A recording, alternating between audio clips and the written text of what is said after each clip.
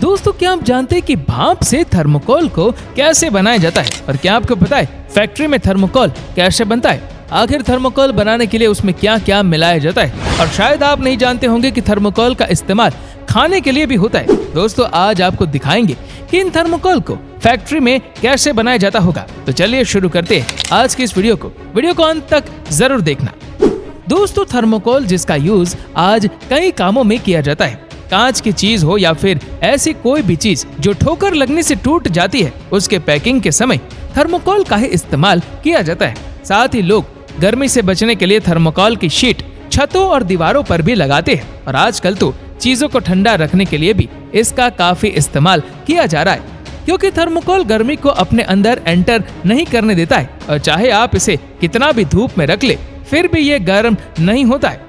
दोस्तों, थर्मोकोल का साइंटिफिक नाम पॉलीस्टाइरीन होता है, जो एक तरह का पॉलीमर है जो स्टाइरीन मोनोमर से बनता है। और ये एक तरह का प्लास्टिक ही है जो हमें पेट्रोल और डीजल की तरह पेट्रोलियम से मिलता है। यानी थर्मोकोल हमें पेट्रोलियम से मिलता है और इसमें 90% हवा होती है, जिसकी वजह से ये बहुत हल्का होता है। थर्मोकोल को बनाने के लिए जो कच्चा माल इस्तेमाल होता है उसको स्टाइरीन कहते हैं, जो प्राकृतिक गैस और पेट्रोलियम से मिलता है।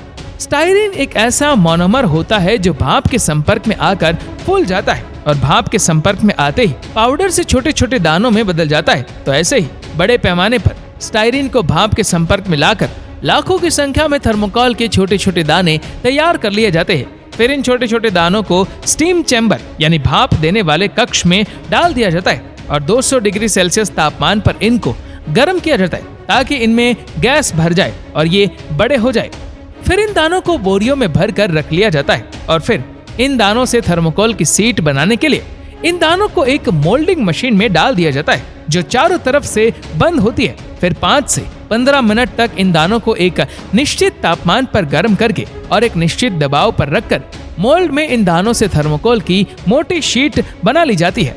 निर्धारित तापमान और दबाव पर गर्म होने की वजह से ये दाने फैलना शुरू हो जाते हैं, लेकिन ये चारों तरफ से एक मोल्ड में बंद होने की वजह से ज्यादा भी नहीं फैल पाते और इसीलिए ये दाने दबाव में आकर एक दूसरे से चिपक जाते हैं और थर्मोकोल की मोटी शीट बना देते हैं। और दोस्तों, थर्मोकोल की एक शीट का वजन 20 किलोग्राम से लेकर 200 किलोग्राम तक भी हो सकता है। फिर इस मोटी शीट में से जरूरत के हिसाब से या ऑर्डर के हिसाब से कटिंग मशीन के द्वारा तांबे की गर्म तार का इस्तेमाल करके छोटे छोटे शीट या जो शेप चाहिए होती है उस हिसाब से काट लिया जाता है। तो दोस्तों, इस तरह बड़े पैमाने पर थर्मोकोल की मैन्युफैक्चरिंग की जाती है।